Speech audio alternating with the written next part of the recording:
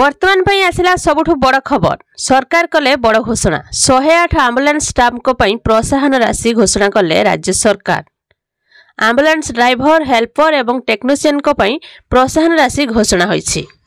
Driver एवं technician को मासिक मिलिबो 5000 टंका। आम्बुलेंस हेल्पर को मासिक मिलिबो 3000 टंका। तेबे वर्तमान पाउथबा वेतन सह अतिरिक्त भावे मिलिबो एही प्रोत्साहन राशि।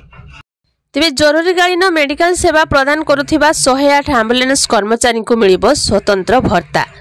आम्बुलेंस ड्राइवर को 5000 एवं हेल्पर को 3000 टंका फेब्रुआरी मासरु मिलिबो सेमानक दरमा बाद एही स्वतंत्र भत्ता प्रदान कराजिबो। मुख्यमंत्री नवीन पटनायक आज यार घोषणा करछंती। वर्तमान निर्वाचन ऋतु आरंभ होई सारिछि। एही क्रम रे साधारण लोकंक पई नाना योजना कार्यकारी करा जाउछि।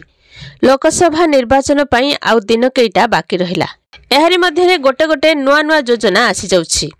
देश रे 1 कोटी घरे मागणा बिजुली देबे केंद्र सरकार।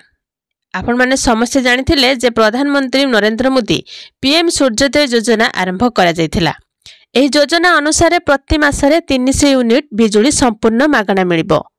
एही योजनार केंद्र सरकार 75,000 कोटी टंकारु अधिक निवेश करिवे।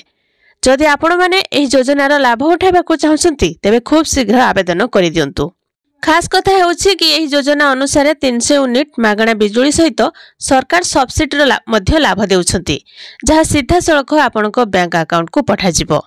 राम मंदिर उद्घाटन पर प्रधानमंत्री नरेंद्र मोदी सोशल मीडिया रे एही योजना संपर्क रे जणाइथिले।